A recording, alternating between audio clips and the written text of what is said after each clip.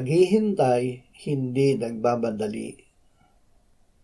Sa Diyos lamang naghihintay ng tahimik ang aking kaluluwa. Ang aking kaligtasan ay nanggagaling sa Kanya. Awit 62:1. Ang ating kaligtasan ay tanging sa Diyos nanggagaling.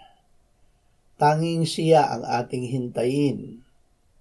Huwag tayong mainip, huwag tayong magmadali.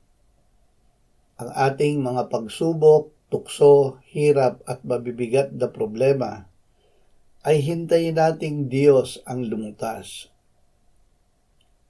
Ama, bigyan mo kami ng karunungan na tanging Ikaw ang aming hintayin na magligtas sa amin sa lahat ng masama na nagbabanta laban sa amin. Amen.